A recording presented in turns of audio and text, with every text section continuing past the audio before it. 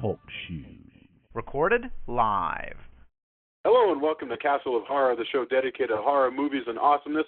This week we continue what we are calling the Groovy Horror Retrospective, a look at classic horror of the 60s and 70s with the nearly indescribable 1963 horror mystery The Terror with Jack Nicholson and Boris Karloff. The Terror. Bear in mind, if you haven't seen today's movie, we're going to be talking about it from the perspective of horror fans who have seen it. So warning, spoilers ahead. From Denver, Colorado, I'm your host, Jason Henderson, creator of the Alex Van Helsing novels. With me from Austin is Tony Salvaggio, lead singer of the band Deserts of Mars and co-creator of the comics Psycom from Tokyo Pop and Clockworks from Humanoids. Say hello. Howdy. Howdy. And you're going to have to tell us about the eating competition that you won in just Oh, jeez. Okay. I thought that was less in the pre-show, but okay. Okay. No, I think everybody wants to know about this because it sounds really groovy. Also in Austin is Mr. Drew Edwards, creator and writer of the long-running comic Halloween Man for Monsterverse Comics. Say hello, Drew. Hello. Hello. Is that a Boris Karloff impression? How about that's my low budget Roger Corman produced echo effect. What we need is an impression of the mute guy who talks and goes. Oh, you mean something like that? Yeah, I have this feeling that at some point maybe he clears his throat and starts talking normal. Lozenges. He just needed to get a hold of some lozenges. And like finally, on Princess Bride. And that lovely voice, of course, as always, joining us from Denver. Color commentary from attorney Julia Guzman. Say hello. Ciao, bello. Ciao. Okay. According to Wikipedia, The Terror is a low-budget American horror film produced and directed by Roger Corman about a French soldier who finds a mysterious woman who turns out to be a ghost. It is famous for being filmed on sets left over from other American International Pictures productions, including The Haunted Palace. The movie was also released in several other titles, Lady of the Shadows, The Castle of Terror, The Haunting, amazingly enough. And it's been featured on a lot of TV. And the reason why, of course, is it is in the public domain. The movie is sometimes linked to Corman's series of Poe films, but it's not one. And it is not based on anything that was ever published. It is completely original. It is astounding in that way. Now, it's been asked. I mean, Drew was the first person who asked because I said, we're doing groovy horror. And to me that means hippies and big ties and grungy movies. And so he goes, what's the next movie? And I said, it's The Terror. And he goes, well, how does that fit? So does this movie make sense as part of this retrospective? Is it that groovy?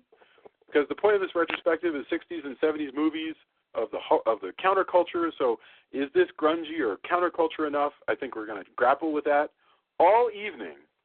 So let's get our opening thoughts. Julia, I would love to ask you to open us up with your opening thoughts because it's been a while since we opened with you.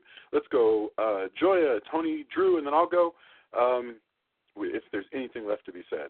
So opening thoughts, The Terror. Well, okay, so first of all, I think that Jack Nicholson is an awful actor, and I just now realized that watching this movie, and I think what happened is at some point he decided he was going to adopt this persona, the Jack Nicholson persona, and just use that for everything, and somehow he managed to do this magic trick over our eyes and make us think that was actually good acting, when in fact all it is weird acting, and he didn't do that yet at this point, so he's just awful, in my opinion. So you really think he's not good? I think he's awful, and I think everybody in the movie was not really that good either. But no, this film is not a favorite at all in any way, shape, or form for me. I fell asleep the first time I started watching it, then I almost fell asleep the second time I was trying to watch it, because all it is a lot of walking around in the dark, and occasionally a couple of lines that somebody thought of at that moment. It's really colorful. Yeah, well, not the version that I had. The version I had was very dark. You will have to. Did you happen to watch the new Blu-ray, Tony? The one? No. I caught it online with ads and stuff. That was the only way I could get to it at the time. Interesting. Did you watch it on Crackle, maybe? Wherever. There's one legal because it's public domain. For some reason, there's one legal place you can watch it. Well, I mean, you watch it on ads. YouTube. It's truly public domain. I mean, so you can watch it on YouTube. But so okay. But one of your you were able to watch it like on the TV through. Yeah, I have like a PC hooked up to my TV, so. Oh, okay. Right. I mean, well, if you have like an Amazon Fire TV, you'd be able to access Crackle or whatever. But I don't think Crackle had it. Netflix didn't have it. Amazon Prime had it. Okay, Joanne, really? I'm sorry. We just started. Yeah, Amazon Prime does have it, although they have a terrible, washed out, panned and scanned version like you would catch, on your grungiest 8 o'clock in the morning Saturday showing, on your local, UHF channel.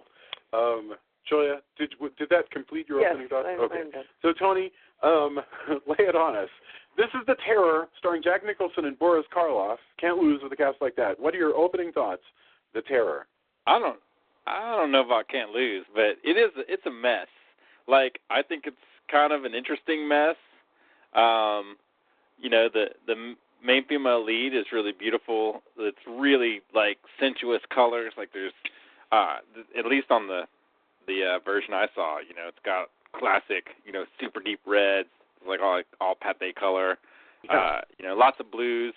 I did want to add to the meme where but instantly at the beginning I thought, well, there's Jack Nicholson punching a hawk in the ocean. Your argument is invalid. I was like, well, I guess I saw that happen. Look at that. He's punching a bird and he's fighting the ocean, punching a bird.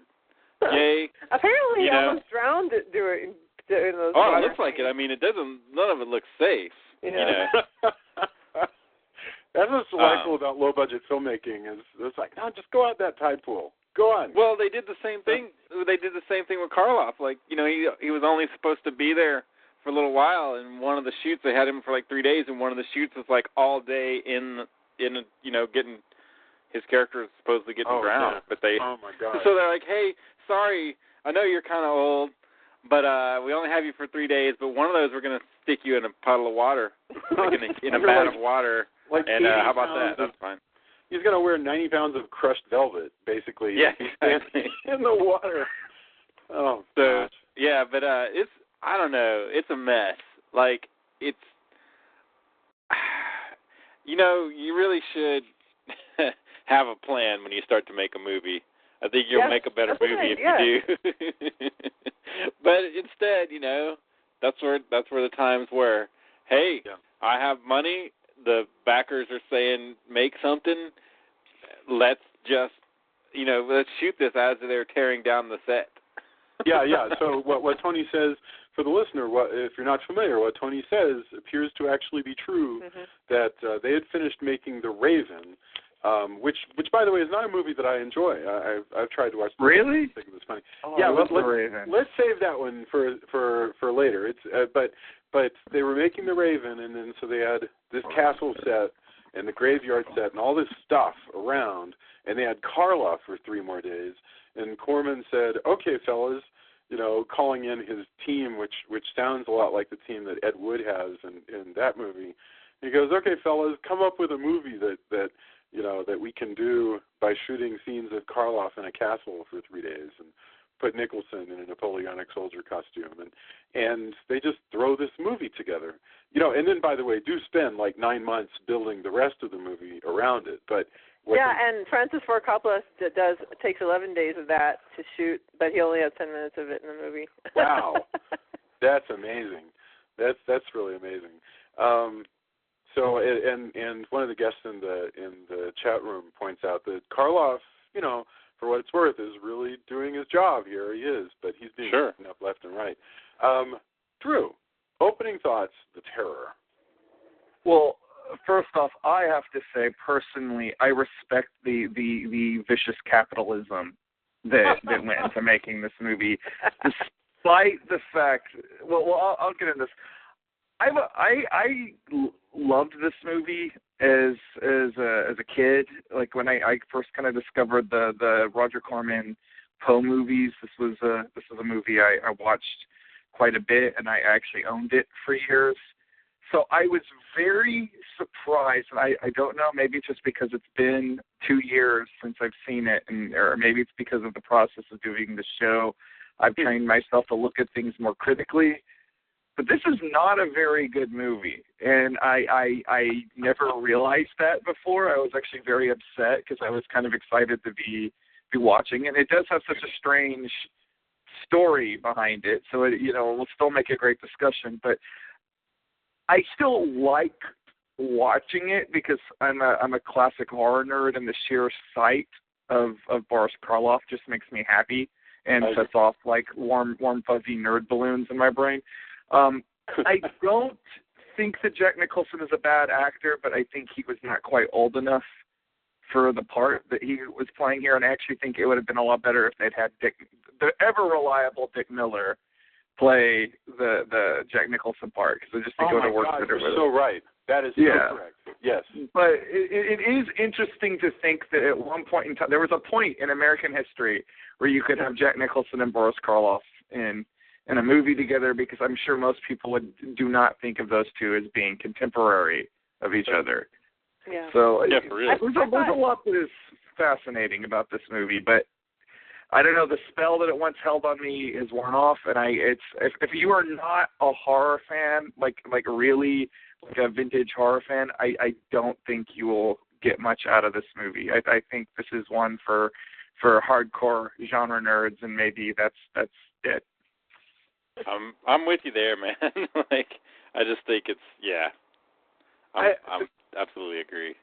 To me, I really enjoy how mystified I am by this movie. I've watched this movie countless times, and I can never quite remember exactly what happens in it. As soon as I'm done watching it. That's the reason for that. I don't think anybody making this movie remembers exactly. It's like this. The terror, I mean, again, this is ostensibly a movie that would make a perfectly sensible 45-minute episode of Night Gallery. It's because absolutely, yeah. When you think about it, it makes total sense. About a Napoleonic soldier comes to a big castle, sees a beautiful girl, tries to figure out how she died. There's an old witch who's done a spell on somebody. We're trying to get revenge on an ancient crime. There's a twist. That's a very simple story, and yet somehow this movie is impossible to keep in your brain. It is a black hole of information. You literally come out of it and you're like, I don't remember what I just watched. I feel like Dave at the end of 2001: A Space Odyssey, whose mind is literally blown as he goes across the wormhole. I've watched this 1,000 times. I love the thing is, I think the thing is that it's brilliant in how just repetitious it is. It has this Koyaanisqatsi ability. Really brilliant. Yes. We're gonna attach brilliant to this movie. I think maybe brilliant. Let's step back at some from point that comment a little bit. They're going to re-release this movie, and there's going to be quotes. Brilliant. Oh yeah. Castle of Brilliant. Horror podcast. ... Jason Henderson. Castle of Horror podcast. The problem of it is, if you were to lay it out on a plot thing, the Save the Cat schedule, the plot goes through certain motions, but the problem is the way things happen when those plot points happen, like when secrets are revealed, or when, they always everything in the movie looks more or less exactly the same. Once you get to the castle, it's a lot of sort of walking up and down hallways and cutting back to people, following one another and looking through doors. It is, I can't believe it. Having said that, beautiful sets. So, I mean, I love being forced to watch this movie. It's really, to me, something to grapple with. I pictured the other Poole quote. I love being forced to watch this movie. All right, I want to add a quote to it. I think Jack Nicholson has all the finesse of Keanu Reeves in this movie. Oh man. Well, when you get to his accent, I think that's really. We should talk about Jack Nicholson because he's the lead. Okay, so yes, the movie. He really does sound super French. That's for sure. So this movie he sounds as French as Sean Connery sounded Spanish in Highlander. Yes. No, I mean, for that matter, Boris Karloff. Actually, he's Egyptian. Oh, yeah, Egyptian, but with a Spanish name for some reason. Juan Villalobos. Something. It's fun. It's fun. Works. It was, yeah. I think it was Juan Villalobos Sanchez Ramirez, and the Egyptian. That was astonishing. Now, but Jack Nicholson played. There's only a cast of like 7 people in this movie. This truly is, you know, you could restage this as a really wonderful stage play. Wonderful. I mean, again, you need to rewrite it completely. The plot's interesting, so it's. I keep trying to talk myself into this movie being a better movie. Join the dark side, Jason. Right. Embrace your hatred. Exactly. I mean, I watched again The Raven the other day, and I found The Raven to be unwatchable. I thought the jokes weren't funny, and so, you know, there's nothing harder to watch than an unfunny comedy, right? This is not that. This is something different. You know, it's trying to be creepy. It's easier to watch a movie that's not quite creeping you out than a movie that's not quite making you laugh. I disagree with that wholeheartedly. Yeah, I agree with that too. Let's move on. I think they're equally painful. No, this is an interesting question. You would rather watch a bad comedy than a bad drama? I think they're the same. I would rather not watch a drama because I don't like the drama genre. So let's bypass that. Okay. Would I rather watch a bad horror movie over a bad comedy? I guess I would rather watch a bad horror movie because even a bad horror movie can be good in its own way. However, I think The Raven is a much more entertaining movie than this. That's fair enough. Like The Raven is never The Raven. And I used to count myself as a fan of this movie, and I still got like some enjoyment out of this. You know, like I do like, you know, as Tony was saying, it's got a lot of nice colors going on. You know, the sets are great, but you know, I would much rather watch Mask of Red Death than this. I'd much rather watch The Haunted Palace. I mean, there's a bunch of other movies that are along the same lines of this movie that are a lot better, although I don't know if they would be as much fun to discuss. Well, I mean, you're right. If we were talking about The Mask of the Red Death, we'd have to be talking much more seriously, you know, because you'd try to grapple with how successful it is. You know, I really believed for years that Corman, who was definitely, he wasn't a Russ Meyer level schlockmeister, but Corman was never intending necessarily to be an artist. But for a number of years, he really became an artist, and the Poe pictures were really wonderfully done. This look at the open. This certainly has one toe in those waters, because you look at the opening credits of this, and it's very reminiscent of his Poe cycle, and that stuff is good stuff. But okay, so we open up with Jack Nicholson in a Napoleonic. He's a member of the Napoleonic Wars, which, of course, you know, the early 1800s. We know that fits for him because his father apparently was killed in the French Revolution, and he's been somehow separated from the army, and he's just wandering the beach, on his horse, and he collapses from exhaustion when he is pulled. You know, and so, yes, this is a 20-something Jack Nicholson who, you know, when we first meet him, when he collapses, that's right about the time that he sees for the first time this ghost that is going to haunt him through the rest of the movie. The ghost is a beautiful woman who happens to be Sandra Knight, who happens to be Jack Nicholson's wife at the time. And, as Julia points out, he makes no attempt at all to make his accent French, and I think that's fine. Or to act. Well, now you say that.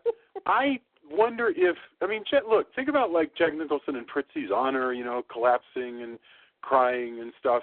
You know, No, you're right. He's had his moments, but I really think, looking back, that he is usually in one of two modes, cranky or scary, or cranky or crazy scary. You know what I mean? It's not, he doesn't really have a lot of layers. But you're right, occasionally he does show a little bit. Well, what's funny is there's none of the shtick that we associate with Jack Nicholson. Yeah, well, he hasn't learned, he hasn't done the start. Yeah, he hasn't the voice, yet. the lips licking, the sort of wide-eyed blinking, and all that just stuff that he does to indicate being interesting on screen. You know, and he did that in The Shining, too. Go ahead, Tony. Don't forget, he's also sometimes under his time-traveling moniker of Christian Slater, so. Yes. Sometimes he's that guy. Right. Yeah, Christian Slater. The younger time-traveling Jack Nicholson. He really did. When you look at Christian Slater in Heathers, he really seems to be doing a Jack Nicholson impression. Yeah, he stopped doing that as he got older, though. Is that so? Yeah. He was on West Wing. Maybe. He was on West Wing. He didn't do that. Yeah. Well, okay. But no, I'm with you, Tony. I kind of feel like he kept that going. But yeah, Nicholson here is completely sane and just kind of dull. But again, I think it's possible that, you know, think about it. The way this movie was pulled together, they say that there are points when he's supposed to be like following Boris Karloff through the castle, and points when he's supposed to be like searching the castle himself. And they said many times, literally the direction was, Jack, we just need some footage of you, like, sneaking around the castle. So look this way and look that. You know. And by some, we mean, like, most of the movie. And it's possible, yeah. And it's possible that this actor literally just doesn't know exactly what he's supposed to be doing. True. And there's also a lot of the times he's interacting with Boris Karloff, he's not. Like, it's very clear that they're in two separate places. Yeah, the dialogue scenes between Jack and Jack has are Jack and Dick Miller, who plays the major domo of Boris Karloff, and Boris Karloff. So you're saying that a lot of these scenes where he's like, "Tell me what happened to the woman that I saw," you know, Karloff is saying, "Oh, well, that's my wife, and I killed her in a jealous rage," and all that stuff. You're saying those scenes were literally shot with those two people in different times. I think it's pretty clear that that's. I mean, I could be wrong, but I mean, they're cut that way, and it's, you know, certainly the way it's acted, you know, like it doesn't seem like two people that are really having a one-on-one scene together, and there's very few. You know, the one I'm thinking of, the one where he confesses to murdering his spouse, that one they're clearly together because Jack comes up to the table. Yeah, I'm not saying every scene. I'm saying a lot of them. That's really interesting. And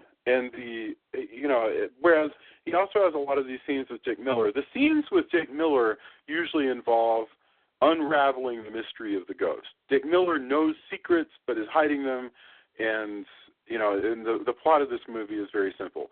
Once Jack Nicholson goes to this castle and falls in love with this ghost, he alternates between trying to figure out what the ghost is about and, you know, carrying on this love affair with the ghost because she shows up periodically, ostensibly to try to lead him to his death.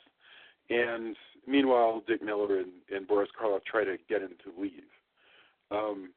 And that repeats sort of over and over again. You know, can we convince him to leave? Maybe he'll leave now. Well, his horse ran away. I'll go to town and get him another horse. He's still here. Now he's following the ghost. And it's,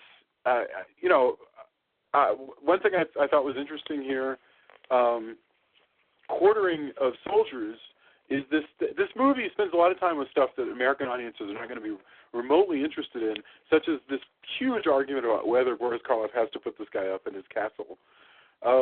So before we get into that, we should talk a little bit about Boris Karloff, because we said that Jack Nicholson seems to be confused, maybe not bringing enough to the role. But what about Karloff? Drew, you were saying that you think Karloff. I think Karloff's fine here. I don't think it's his. Yeah, I don't think it's his best movie. I don't even think it's his best role as him as an older man. I mean, I talked about Targets, which is almost a movie that's in many ways a direct result of this movie, and I think it's great. You know, I also just watched Black Sabbath the other day on Netflix, and he's amazing in that. I think Black Sabbath is fantastic. But this is far from his worst movie, that's for sure. Absolutely. No, and you know, Karloff was a reliable performer. You know, like he never, he was a working actor. But he had a very almost blue collar attitude, is that he was going to take pride in his work, and he was never going to phone it in. And I don't think he did that here. I think he probably was unhappy with a lot of the behind the scenes stuff, but he's got a nice beleaguered, haunted quality to him. And I think the fact that I'm not disagreeing with you. I was just thinking about how he's so perfect as that Mad Monster Party seems to use, unless I've got the dates wrong, Mad Monster Party uses this as the model for him. There's some scenes I saw. See, I have the Misfits Mad Monster Party T-shirt from when they did the tour, and that you could buy that T-shirt. And so I've seen that. I have that. I have in my memory. And I was watching this, and I'm like, holy crap! This right there, that scene right there, that's Mad Monster Party. So I'm glad I wasn't the only one. I'm a maquette of Uncle Boris, and I think I would have to agree. I look at that maquette. Every time I sit down to write, it's right over there, and you can see like the wrinkles of his jowls and the way his forehead moves and stuff like that. You can absolutely see they probably had stills of this when they were sculpting. It's like look, like even as though this is not the best Boris Karloff movie, Boris Karloff, frankly, is the Elvis of horror movies. Oh, he's all right, yeah. I mean, let's just when you're watching a Boris Karloff movie, it's just again, I there's certain actors I just like to watch, and Boris Karloff's one of them. Mm-hmm. Yeah, it's funny. It's so strange to think of the breadth of his career, because in this movie, Boris Karloff is fairly. I have no idea how old he is. He's in his 70s. He's 76, I want to say. 76. You're younger than George Takei is right now, by the way. Just to put everything in perspective. Yesterday was his birthday, actually, too. Not George Takei, but Karloff. Karloff, yeah. If it's George Takei's, that's also awesome. But No.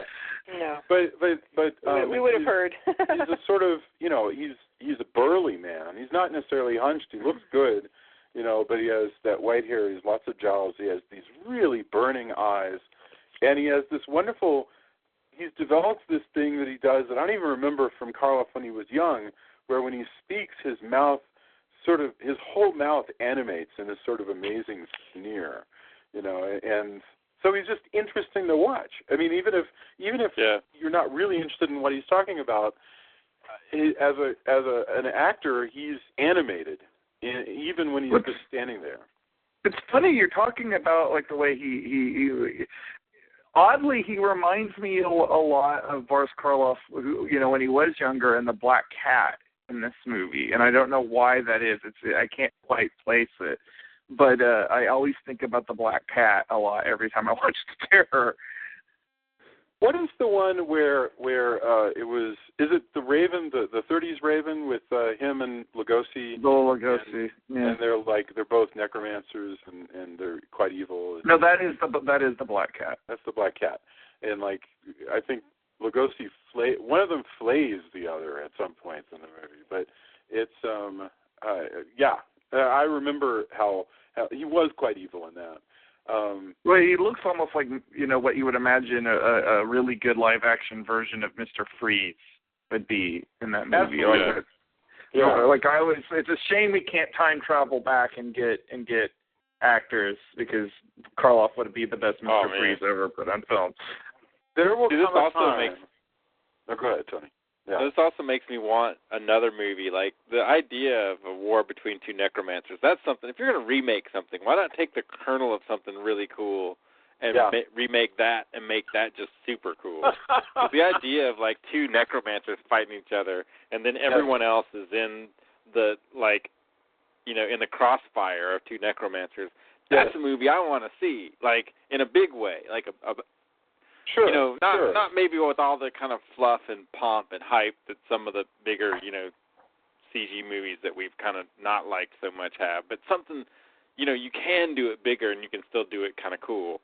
I can imagine big where it needs to be, and I think that'd be really, really cool. Yeah. But also, I agree about the acting, and I think actually everybody, since it's such a small cast, I think everybody, and I don't have a problem with Jack Nicholson either. Like he's been in some really good movies. I think it is what we're talking about though. I think he's a no, like you hire him for what you need a Jack Nicholson in the same way that other I agree. actors I was are. being hard on him. He's actually, I mean, I've seen pretty much all his movies. I love his persona, but it's just he is Jack Nicholson in every movie. There's not really like these, it's not like Robert Duvall who disappears into a role. It's Jack Nicholson's like Christopher Walken or Sean Connery or whatever, that they're always going to be themselves in these movies, and that's great. I love that.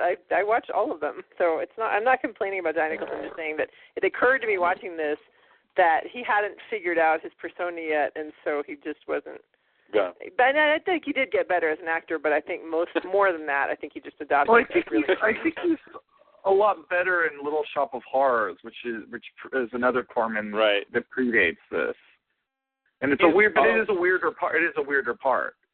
Although he still does go out into the surf in L.A. sometimes to punch falcons out of the air. That's something he still does. Little known fact. You'll sometimes see Jack Nicholson out on this private part of his beach, just punching falcons. And out to Malibu any given day.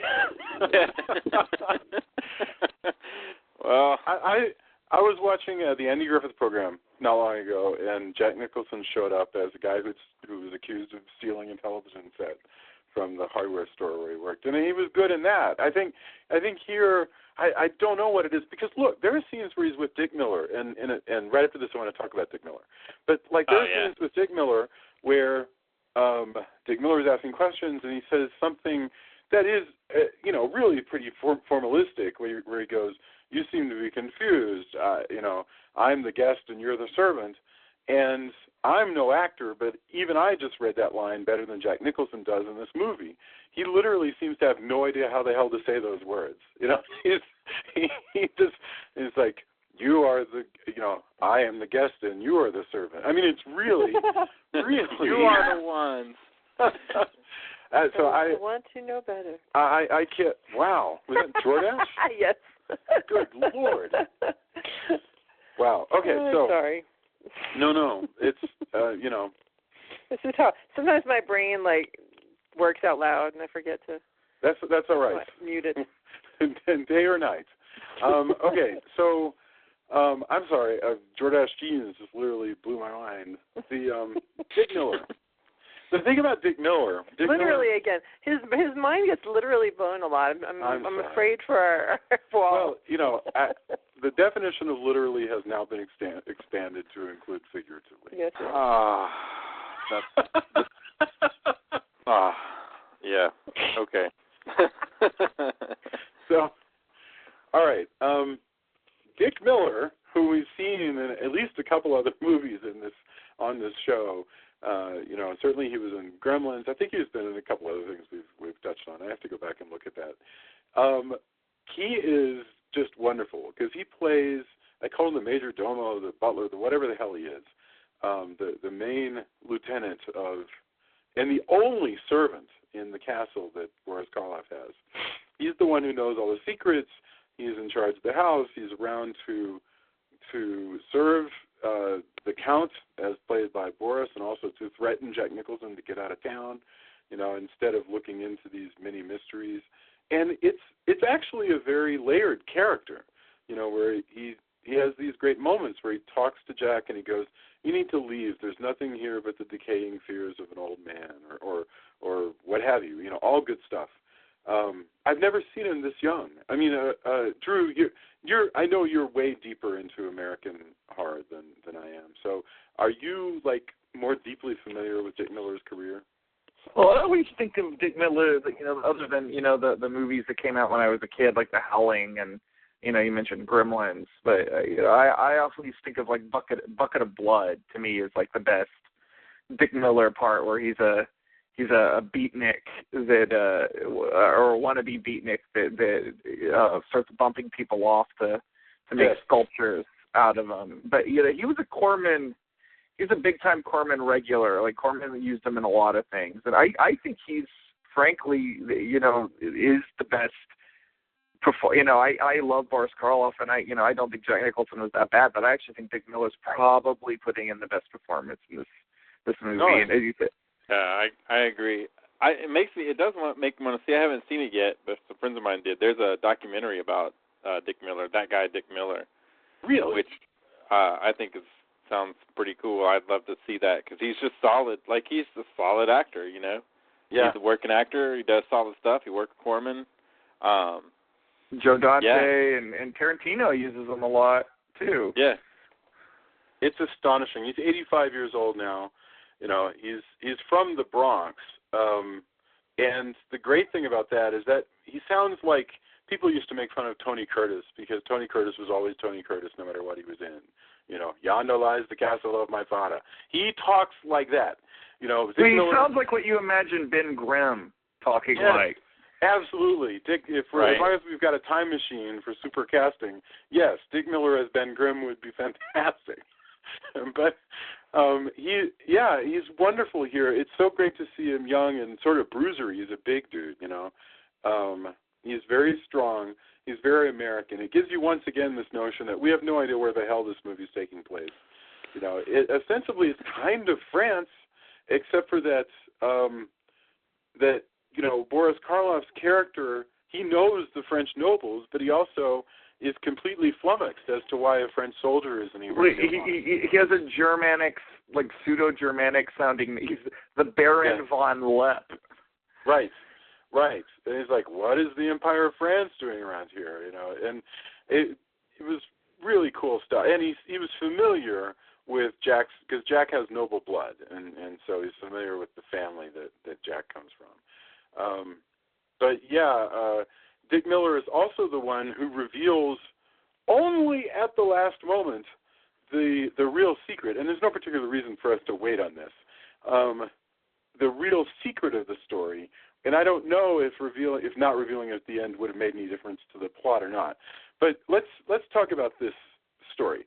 So basically, the deal is there is a ghost. The ghost is trying to lead Boris Karloff to commit suicide because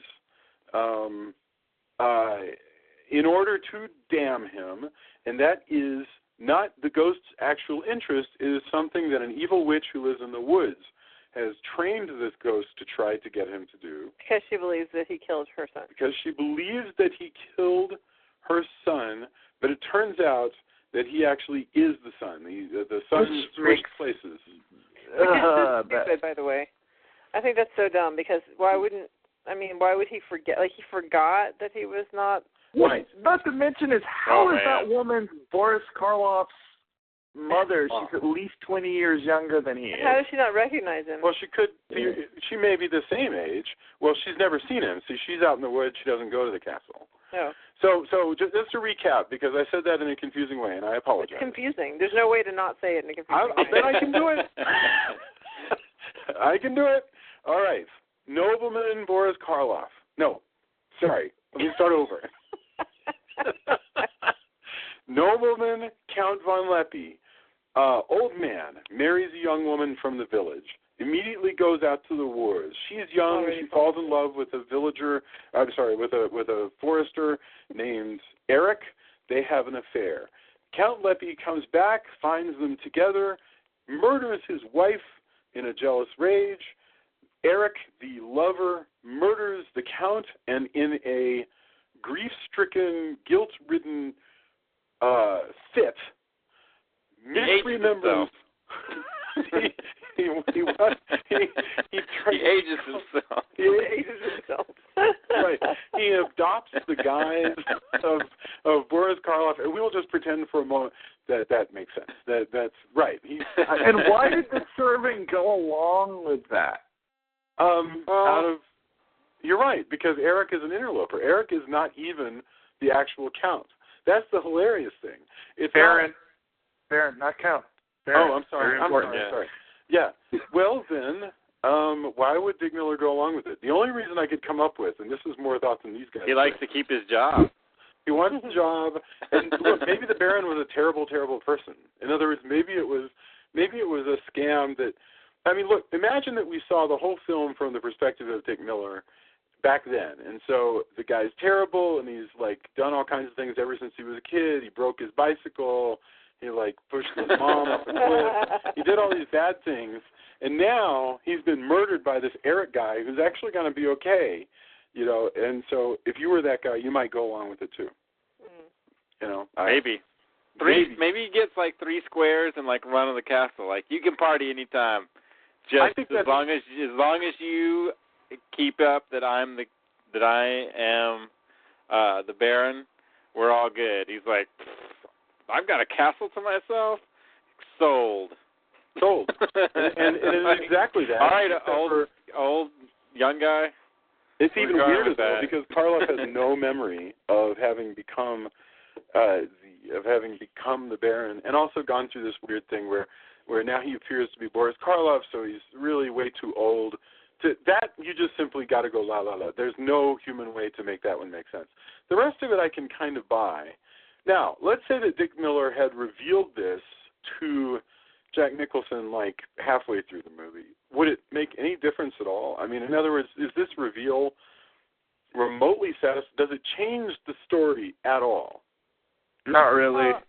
Only because it changes it because there's suddenly this mad dash to save him, which of course is totally not. I mean, because everybody's drowning and there's all this crazy stuff going on, and the witch is like, oh, we've got to save him now that I know it's my son, and that goes terribly badly.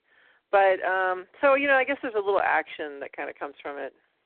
I guess if she had known all along, she wouldn't have been programming a ghost to go kill him. Exactly. Okay. So that doesn't actually add up to a great deal. But what about this ghost? So she is played by somebody who reminds me of Andie MacDowell with her little accent, although we looked at her, she's not actually Texan. But that's what I can't figure out. She is born in Philadelphia. It doesn't give us anything about where she actually was raised or went to school. But listen, this accent on Sandra Knight sounds a lot to me like Texas. You know? Did anybody else? No, man. It's France, dude. Right. French. Totally French. Absolutely all the way through French. Everybody's French. I didn't think Texas at all. I don't know where you're getting that. I did. I felt like she was from, and I'm not the only one. I remember I was watching this with my dad. He also totally thought that. No, and I did too. I thought she sounded like Andie MacDowell. Yeah, but you know, go figure. Interesting. I didn't pick up on that. I usually. Like remember the ladies in Manos, the Hands of Fate? It sounded to me like that, you know. Although those ladies had even thicker accents than these guys. That's true. But, she's really striking, though. I think she's like pretty good at playing. You know, whether or not that's again if they hired somebody who just was that or not. I thought she was pretty good as the ghost. Like no, she's lovely. Yeah, she was good. And you know, again, I think it would have been a good episode of Night Gallery. You know. Because I like that she keeps trying to lead him to his death because that's her way of doing things. But is she, in fact, the ghost of Ilsa at all? It appears not, right? I mean... why are you saying that? Because... So you tell me who she is. Because... I think she's the ghost of Boris Karloff's wife. Boris Karloff's wife is Ilsa. So is this, in fact, the ghost of Ilsa? Or... Yeah. Okay, so why does the witch hypnotize her? What is that about? Well, I mean, I just think that's the witch's way of controlling the ghosts. Otherwise, she would just be hanging out in the castle, doing whatever the hell ghosts do with their free time. So this is fascinating. This idea that if you're a special kind of witch, you can go grab a ghost and you know, use a magic lantern and bend them to your will and send them out to say things that they don't want to say and do things they don't want to do. I mean, that's a really interesting idea, you know, which is not really explained at all. You know, I just think that's fascinating. Well, I think because you have to think this movie was basically, you know, in a lot of ways an improvisational film. Yeah. Like, I don't think they really... Again, I sort of respect the relentless capitalism there. Just like, let's go shoot this fucker. Yeah, but no, I agree. But the funny thing is, it holds together better than that. You know, in other words, I mock it for the fact that I can never quite remember how it goes. But it at least... You said that it's like as soon as you look away from it, you forget that it existed, this movie, which reminded me of the silence in Doctor Who. Yes. The whole idea. Nice. No, absolutely. And I never saw the silence, but I remember Glory from Buffy the Vampire Slayer, which was the same way. She had a spell that made you completely forget that she existed when you looked away. And but having said that, I have seen truly horrible films. This is different from that. There's something, it could be that it's so gonzo, it's so crazily put together and so only barely making sense that I kind of cheer for the fact that it makes any sense at all. You know, in other words, the connective tissue, it could be that you're inventing it yourself, but I've seen way worse movies than this. I'm not saying it's the worst movie, but I mean, there are definitely times where they could step it up. There's a lot of filler shots in this of like people wandering around the woods or people wandering. Oh my God! And I can't, I can't get behind that stuff. Like you, like you, this movie used to cast a pretty good spell on me. Like I owned this movie. I don't think I was ready to go out and buy it again just because I was excited to do this, and I'm kind of glad I didn't because I don't think it's worth owning. And I don't think it's the worst movie I've ever seen, but like I said, I can't heartily recommend it unless you're like a big Boris Karloff fan or a big Roger Corman fan. When did you first see this? Oh, good. But also remember, she has a body as a totally different character, not Elsa. Helen or Helena. Helene, which is Helene, also the name of the bird. And so she's that, and then she's that when she has a body. It is a mess. Like, the more you start to add to it, the more you're like, yeah, this is really... It doesn't make any sense. Yeah, so... the bird, the bird is super confusing because all of a sudden, it's kind of like, Dracula. Like, she suddenly seems to turn into this flying creature and attack people. So one interpretation, and I could be wrong about this, is that, yes, there is a bird that the witch has, and the bird is actually... So one interpretation is the bird is a familiar spirit, has nothing to do with and it's named Helene, and also the ghost is sometimes named Helene. That makes no sense at all. Well, when she has a body, because at the end she has a body, and that leads to really disgusting. The body deteriorates, but then suddenly the bird flies away. So did the body deteriorate and then become the bird? Is it a phoenix? What is it? I mean, all of it. Everything. That's all of that. All of the above. Yeah, that makes no sense at all. Yeah, that makes no sense at all. The ghost should just simply dissolve, not like melt into butterscotch the way that it does, the bird flies away. Right, so maybe that was just a disgusting dissolve into a bird and it flew away. I don't know. That I will say, once again, all that stuff where Karloff is long gone. They're doing more scenes with the cast of Nicholson and the Witch and Sandra Knight, and all that stuff is generally outside the castle, around the stable set and the graveyard set. Man, that stuff looks like $1 million. I mean, there are scenes in this movie that would be such great, like giant posters. That graveyard is fantastic. I don't know how they built that thing. A lot of this stuff just looks very exquisitely expensive. But anyway, the sets of the rooms are so beautiful, like the furniture. Oh yes, that was so pretty. Well, that stuff was built. I mean, for the Raven. For the Raven, which was like had real money behind it. Yeah. That starred Vincent Price and Peter Lorre. Well, and it also had Jack Nicholson. And Boris Karloff. Right. Yeah. Right. Man, I think that should happen more often, though. Now that I think about it, like, why can't we get some people? We need to get together some, people with, HD cameras and go into some sets right when they're closing out, like some of these huge budget, like crazy blockbusters. Well, if you like that idea, let's do that more. I mean, that is a good idea. If you like that, there are some examples where that does exist, like the Hammer film.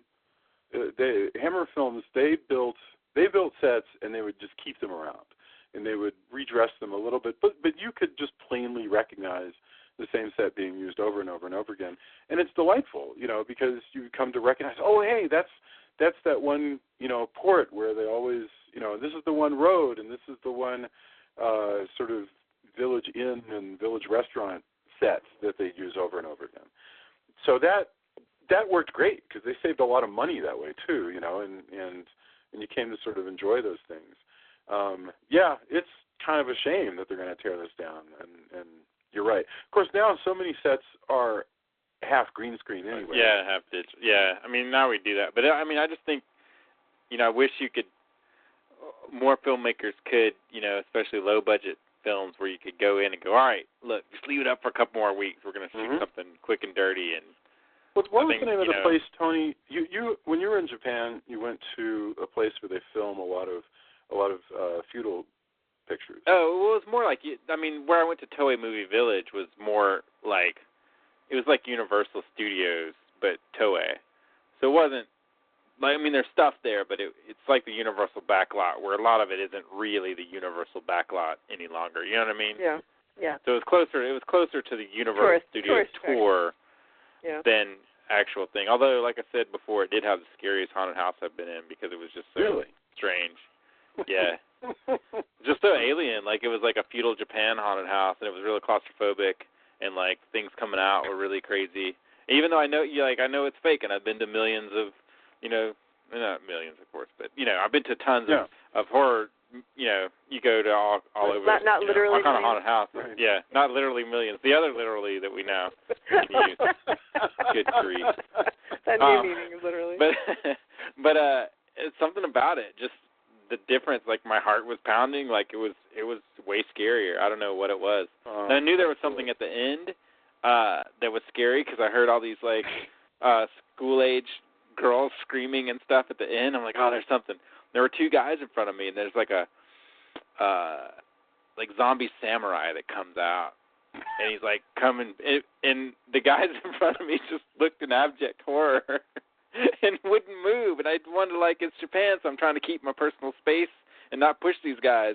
But even I'm like, hey, there's a zombie samurai coming at me with a sword, and I'm trying to not push these guys, and they're just going ah, and luckily they moved, but I was still even though I knew it was an actor, that was really scary. But yeah, that place was really cool because it had all kinds of stuff from all the Power Ranger shows, as well as all kinds of props, stuff about the directors, and then a lot of samurai films, and they had we're making a samurai film, here's what it's like. Show that happened every, on the hour, every 30 minutes. I can't remember. And then there were ninjas going everywhere and stuff. That you can make use of that just remain all the time, and so that's where you would. I think there's some stuff there. I mean, they were, like I said, if it is there, it's kind of more, away from that. So sure, probably hidden from. Okay, that makes sense. There used to be the big. I have no idea if it's still there. The Universal backlot, which you would get to go through if you were on the Universal tour. Right. And you'd recognize so many things, like the clock tower from Back to the Future, or the bank from Dirty Harry, and all these things. Well, although truthfully, a lot of those backlots, I don't know about the Universal, it might still be there, but a lot of the backlots are gone now and been replaced with the fact that people can shoot cheaply, at various cities and towns. And the Universal is it's like an amusement park, so it's still, they still use that because there's a lot of tourist stuff that goes. Yeah, it may well be. Yeah. At least it was as of whenever I went, I don't know, 10 years 20 ago. 20 years ago? No, not 20. I mean no disrespect when I say that. But it was a while ago. But yeah. But I'm just saying I've never heard of anybody saying it's not there, so I think it's still there. Okay. All right, very good. Somebody will have to let us know if the Universal backlot is still there. There was a fire a few years ago. No kidding. Oh, yeah, it burned down the King Kong attraction. They actually Peter Jackson built a new one. So I haven't been since then. I don't know what all they lost. You also traditionally you would visit the big Paris Opera set on Universal, and you'd see the Bates house up on the hill. Yeah. If you talk about a fire getting set on the Universal horror backlot, That sounds so much like a Nancy Drew episode that I just, That's true. Ironically, there was a Nancy Drew episode where a maniac was trying to kill them at at the Universal Studios. But I love this notion of, catastrophe at Universal Studios. Okay. We've gone far afield, which means it's definitely time to start getting our final thoughts on. Well, isn't that kind of appropriate for a movie as meandering as this? Yes. Yes. We've Definitely. visited the Far East and the 1970s with Nancy Drew. Okay. Although one final note though, I will have to say that it was fun seeing all the robots from like all the different like Ranger shows and stuff because they're like as tall as me or shorter. Oh no. So, that was really awesome. Like, hey, that guy was giant, and there's just a room full of those guys, along with like the Power Ranger suits and stuff like that. But it sounds was pretty bizarre and like kind of crazy. Because there's also shows, a bunch of shows that I just wasn't even that familiar with that were still like, man, I wish we got this, because that was really cool. But yeah, I highly recommend seeing a different take on Universal. Like, go somewhere else and see a different Universal Studios type thing if you can, because it's kind of interesting what the Toei Studios. Toei Movie Village, yeah. And yeah, I don't think my pictures are public, but maybe I'll post a few. Maybe I'll make a few public and post them. Well, you could just repost but yeah, them. what's funny too is how different it is, and yet similar if you've been to a Universal's kind of thing. Like the way that entertainment is, it's radically different, but it's got those touchstones where you're in a different version of like Universal Studios tour. Right. I always like that. Plus, it was also the day we went. It was super like cosplay day, so there were just tons of people like in costumes just hanging out, and then lots of people like taking pictures of people like at the burger stand and stuff. But that'll program you to believe that every day is Super Cosplay Day in Japan. It's like when we were in Memphis and that was so funny. We drove through Memphis because we were moving, and as soon as we passed into like Memphis area, all of a sudden Elvis Presley music was playing on the radio, and we were like, did they just always play Elvis Presley music on the radio here? And then we go to Graceland, and it's like crazy. I mean, crazy Graceland fanatics. Like, there's all these flowers and all these people dressed up, and it turns out it was actually, was it his birthday or was it his death anniversary? Oh, nice. Yeah, it was Elvis's birthday, but we didn't realize that at the time, so it just happened to be perfect timing. But we thought it was just like Elvis time all the time in Memphis, We've always lived in the Graceland castle. Exactly. Wow, you know what? That was really delightful, Tony, because it was not only a reference to Elvis, but also and a reference to Orwell, but also a reference to Shirley Jackson. So that's a triple. We somehow managed to have two Elvis references tonight.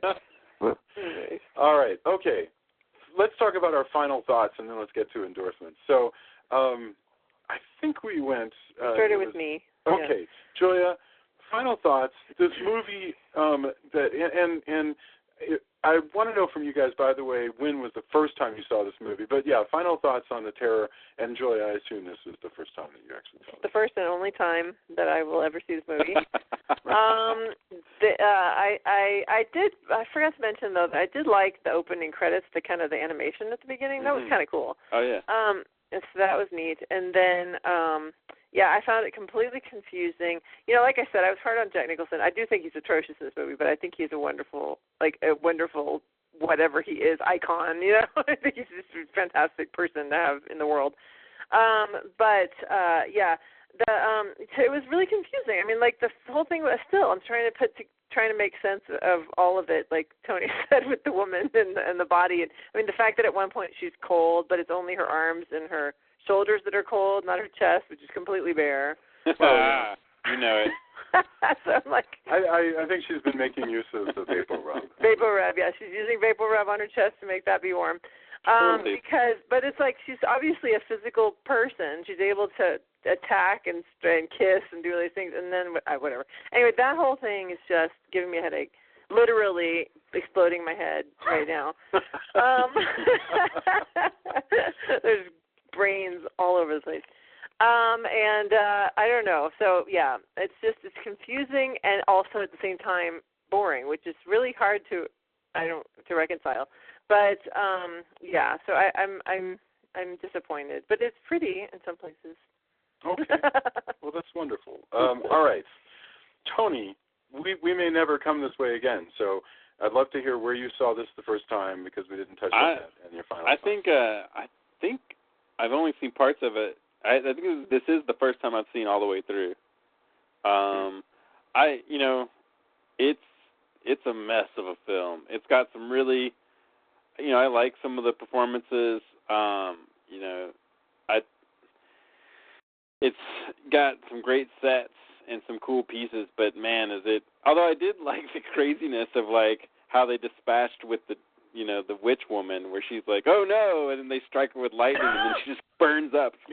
Struck by lightning. Yes. Whoa, that definitely like was crazy town. I kind of it's like many things in this movie, it comes out of the blue. So he's like, oh no, and he's like, you're gonna get away or whatever. Look, she's on fire, and it's just like this person. Like, I don't know if, lightning, how much it works that way, but wow, that's one way to do it. No, she was struck by lightning because she wasn't allowed to go into a consecrated place, such as the graveyard around the chapel. That was why, he said, "Oh, come with me. We're going to go solve this mystery." See, and you thought this movie didn't make sense. She says, "No, yeah. I can't, because I have sworn my allegiance to another." And the moment she walks in there, she's actually trying to leave, but God has no sense of humor here, so he just sort of strikes her. Take that. Yeah, that's what you get for enslaving ghosts. As a necromancer, but kind of not a necromancer, but also who controls animals that can get punched out the sky by Jack Nicholson. Yeah, it's just such a mess of a movie, but it's got some really great. And how can you go wrong with? It's got Karloff, like those bits are cool. I don't know. I don't think it's going to be in like rotation forever for me, but I'm not. I dug it enough that, I'm glad I saw it. It's just, so at least I know, like, yep, that was a mess. Wow. Okay. Thank you. Drew, I'd love to hear. Also, I want to hear where you saw this the first time. And I think I saw this for the first time when I was in junior high, and I would have rented it from Layfield's Video in my hometown, which had the biggest selection of old horror films. But I can't tell you the precise, like many things in this movie, I couldn't tell you the precise moment or date which I saw this. But I'm sure it would have been on a rainy afternoon. I probably would have rented the Premature Burial or something else along this that would go down easy with this. I'm glad we did this. We were long overdue for some Karloff. However, it did sort of break my heart to come back to this movie and find that I actually now, again, I used to really enjoy this movie, and maybe it was just the nostalgia, but it's not a very good film. And unless you are like a hardcore horror nerd, I don't think you're going to take much away from this, other than, wow, like Tony says, it's just a meandering mess of a film. It's funny the way you say that. And I don't think you should sound sad about it. That you said, unless you're a horror nerd, I'm going to take a bunch away from it. And there have been other movies we saw that are like that. Like we watched Blood and Roses, and Blood and Roses is a favorite of mine that I really wanted us to do. But it's fairly obscure and very strange, and you kind of have to be a real connoisseur to be interested in seeing it. This, I think because we're horror nerds, I'm still willing to watch this movie again. I actually, again, I could barely recap the plot, and I've thought about this a lot in the last couple of days. But So I agree with you. It's really a very, very weirdly constructed film in many ways, although there's a lot of skill on hand, you know. In the end, there are smart people putting it together. It just so happens that it's a slapdash sort of half effort, which is better than a lot of stuff that I see. I'll still watch this anytime before, you know, the 1998 Avengers, you know, and that, which is my benchmark for a bad film, is would I watch this instead of the Avengers? And Tony, I'm sorry, because I know you have a soft spot for the Avengers. But no, I rewatched it a while back, and maybe while I don't hate it as much as you do. What about the Lost in Space movie? I have not seen that since it came out. Only nincompoops would like that movie. I was upset. About. I don't even know what that's a reference to. It's funny though. The doctor from. It's my really, really bad impression. You're about Jonathan Harris? Dr. Smith. Okay. Dr. Smith. Yeah. Okay, very good. But the thing is, in that movie, really bad. Dr. Smith is Dr. Smith is Dracula. It's Gary Oldman. But yeah, I hated that movie because it took too seriously the whole Sid Field thing, where the third act has to be a whole new goal, and so consequently, like Billy Mumy is grows up to be a crazy person, and just all kinds of. And I know it wasn't Billy Mumy, whoever the hell played the kid in that. You know, God, William Hurt is completely wasted as you know, Mr. Robinson, Dr. Robinson. So it goes. That's probably a terrible movie. I need to go back and confirm that. But No, you don't. Spend your time watching something good. I'm sorry I brought it up if it's going to make you watch Lost in Space movies. Yeah, don't do that to yourself. I think it'll be a while. There's plenty of other good movies you can watch. So bottom line for this movie, first of all, where did I see it? I saw it at a slumber party, like at a. Your boys have slumber parties? No, I mean whatever it was called. It was a birthday party, a sleepover kind of thing. Where it was a tough guy bro party, man. An all-nighter. It was an all-nighter where they braided each other's hair and talked about boys. That's right. I mean, girls. Pillow fights in little negligees. Oh wait, no, that's the girls. Oh, for the love of Pete! It was. You know, I do think it's somehow appropriate that Jason is the only one that can remember very specifically the first time he saw this movie. No, it's true. I remember it though because I was so just stunned by how impossible it was to make sense of. Because the thing is, it opens with that jump scare of sorts of a weird melting lady who pops out of the closet. And that must be an illusion because it's never referenced again. Anyway, I popped this movie on at like 3 o'clock in the morning at this like all-night pizza birthday party. So I was probably like a freshman in high school. And I remember it was one of those parties where various people would like wake up and like do stuff, you know, activities, like play games and stuff. Mm-hmm. And other people... I'm sorry, wait, was it a co-ed party? I'm just trying to figure out what these activities were that were going on. Yes. Hungry Hippos, Trouble, Pop-Matic. He's really trying to get the story told. Sorry, go ahead. Sorry. No. It's not important. The point is that, you know, I just remember it was like 3 o'clock in the morning, and I woke up and I popped in this movie because there was a giant stack of videos, and it made no sense to me at all. But I always thought that it just had to do with the fact that it was the middle of the night, but it's not. Mm-hmm. It's really not. But Julia, if you want to invent the co-ed birthday party of, you know, glorious summer of 1985, quote-unquote activities, right? Then you know, go crazy. You can write. I will create my vision of your overnight party in the same space that you have created girl summer parties where they have nighties and pillow fights. Wait a minute. What I love about this concept is you're talking Don't ruin this for us, Julia, okay? The thing is, this is fanfic. You've just invented Jason Henderson fanfic. All right. I want to read your fanfic. That sounds good.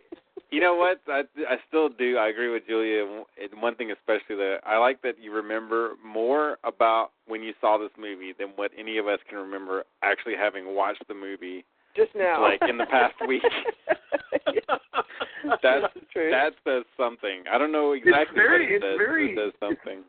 It's very charming. You know, it's one of Jason's more endearing qualities, I have to say. You know, he This is always the case, though. Every time we see any movie or talk about any movie, Jason remembers exactly where he was, who he saw it with, what happened, and I can never remember when I saw movies or who I saw them with, ever. There's certain movies that I can do that with. This is just not important enough, I guess, in my cinema bank. Well, a lot of movies don't have an interesting story. I mean, a lot of times it'll be like, you know, where were you when you saw this movie? Oh, well, I saw that on the Nashville Network, you know. But you remember 80s, that, which is crazy. But, yeah. There used to be a show called The Phantom of the Opry on the Nashville Network early in the day, and they played a lot of, like, K. Gordon Murray Mexican horror films dubbed into and, you know, poorly dubbed into English. And that was sort of where I fell in love with just bizarre, whack-ass dubbed films. All right. So it is that time when we endorse the things that actually would be worth spending time on. So, same order. Julia, do you have anything to endorse for us this week? Oh gosh, I can't think of anything right now. If you don't have anything, you can mention it again when we come around to you. Yeah. Again, Tony, what do you got going on? Do you have anything to endorse? I went to a Mad Max marathon where I saw the original trilogy of films, and while watching that, they showed the trailer to Dead End Drive-In, and luckily it's streaming on Netflix, and that's a pretty fun movie, actually. Lots of crazy 80s fashions. That was cool. But I like the movie. It's a kind of a crazy. You have to watch it. Like it's you know, kind of has touchstones to like Night of the Comet and stuff like that. I like the world that they built. It would make a great double feature with is it Highway to Hell that has the Hell Cop. It would make a great double feature with that. I think anyway. And also musically, I endorse. We just played a show. Deserts of Mars played a show with this band Mothership from Dallas, and they just released their second album, and man, does it rock. It's so good. And it's been in my car, and Mothership 2, if you like heavy rock, you need this album, that's for sure. And they now have it. I just saw a thing where they just got their vinyl in, but I got it on CD, because if I collect any more things, I think I'm going to have to either get kicked out or buy another house to put said things in. So I can't collect vinyl. That would be insanity. But yeah, Mothership 2 I highly recommend, and the fun craziness B movie, but with lots of stunts and coolness of Dead End Drive-In. Very cool. That's an Australian movie from '86. I've never seen it, so that's it. Oh man, yeah, it's on Netflix. There's no excuse not to watch it. There's cool stuff going on, man. I'd kind of forgotten that it was on there and it was in my queue, and then I saw the trailer and I was like, oh yeah, I need to see this because it's got a lot of the stuff that I dig. All right. And a crazy, crazy world. It's neat. To watch that instead of Lost in Space. Right. Oh, by far, yes. In every way. Outstanding. All right. Drew, do you have anything to endorse? Okay, so over the last, almost 6 months now, I have half-heartedly endorsed a lot of trashy genre television. I am retroactively forsaking all of those endorsements because they were half-hearted to begin with. I have finally seen Penny Dreadful. And if you are a fan of Universal horror, if you're a fan of Hammer, if you're a fan of just Victorian, crazy, Gothic literature, this has it all. It's got a great cast. It's funny they take some crazy liberties. Because at its heart, it's yet another adaptation of Dracula, even though they've also thrown in Dorian Gray and Victor Frankenstein and Frankenstein's monster. But at its heart, it's actually yet another adaptation of Dracula. And even though they take massive, and I mean massive, I can't even emphasize this, massive liberties with it, it's still actually tonally and in many ways stylistically closer to the Stoker novel than most straight adaptations, because it gets the one thing that none of the film versions really ever get, is that it's not about Dracula, it's about the people hunting Dracula. It's about the vampire hunters. And that's what the show is essentially about. And it's got a great cast. It's got Eva Green. It's got Timothy Dalton as a big game hunter / vampire killer, and it has Josh Hartnett is essentially a melding of Quincy Morris from the Dracula novel and Lawrence Talbot, and it's so much fun. I mean, I can't wait to see season 2. I think this is just, it was, people kept saying to me when it came out, it was like, well, this is a show that they made just for you. This is a show that they made just for you. And, I was kind of like, okay, I'm going to watch this and I'm going to be like, oh, come on now. I had such a nerd boner while watching this movie. I can't believe how much I actually liked it. And, even some of the stuff that I thought going into it that I'd find inexcusable, and there's a few things in there that I can't believe I got over. I got over because it's just relentlessly entertaining. And Universal Studios, you can stop your plans to do a shared monster universe. It's already been done, and this is better than what you're going to do. So stop. Let them keep making Penny Dreadful. And I'm telling you, I know there's a lot of Hammer fans and a lot of Universal fans that listen to this show. This one, they do. I have to say, the guy playing Frankenstein's monster on this show may be my second favorite Frankenstein monster. I mean, we'll see where they go with it, but he's very, very close to, like personality-wise, to the creature in the book.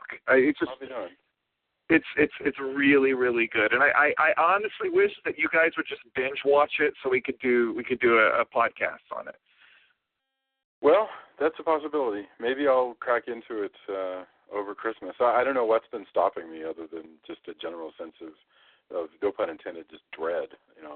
Well, mine is just it hasn't been available other than when I record a couple of episodes on the DVR when we have like a preview over the weekend or whatever. But now that it's available, I need to see all of it because I've heard really great things. And so everybody should stop watching The Walking Dead, stop watching Hemlock Grove, stop watching all those other genre shows, and start watching this, because all that other stuff, I have to kind of go back and forsake it a little bit. This is what I've been. This is the flavor that I have been craving. Thank you, whoever made this show. Outstanding.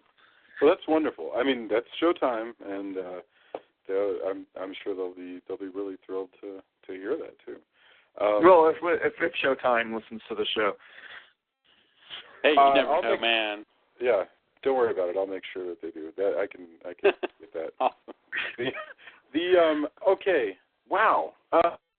Endorsement is, I think, something we've never mentioned on this show before, but I'm really into reading Patricia Cornwell novels, and because I like serial killer books, and Patricia Cornwell has been writing the Kay Scarpetta novels, over 20 at this point. This new book is called Flesh and Blood, and it's like the 22nd or 23rd Kay Scarpetta novel, which is just her long-running series about a medical examiner who hunts serial killers. I love these books because, the first ones were just really good basic serial killer books, and they were so good right out of the bat that she pretty much created the whole medical examiner shtick for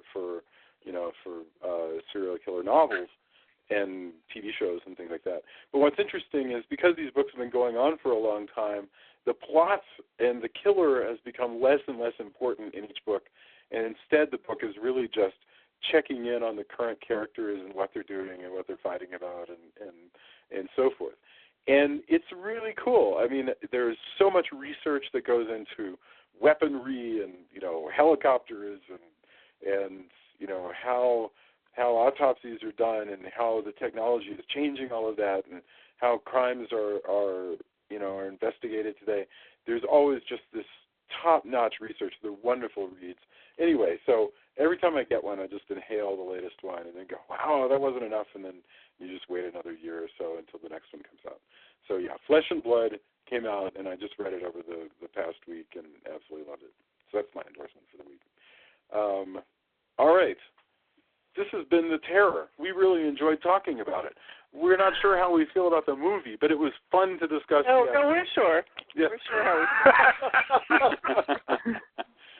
So, and it was a long episode. Man, I always lose my voice when we're discussing the pictures that take the longest. Okay. Thank you, everybody. Leave reviews on iTunes because it matters. It really helps people find the show. If you want to talk to us, you can, whenever we record, we'll let you know in advance, and you can come and join us in the chat room and send questions while we're there. And in the meantime, you can join us in conversation at the Castle of Horror Facebook page. We absolutely want to hear from you and your recommendations. The next couple of weeks are going to be amazing. The next 2 episodes, we're going to be doing the Simply Wonderful Count Yorga series. I hope it's Simply Wonderful. I haven't seen it in decades, so who knows. No, they're still pretty good. All right, I can't wait. So, thanks everybody. Have a fantastic evening. For those of you who are listening to it about the time that it's actually coming out, this episode, happy Thanksgiving. Happy Thanksgiving. Yeah, Happy Thanksgiving. We'll talk to you guys soon. Bye, everybody. Night. Bye.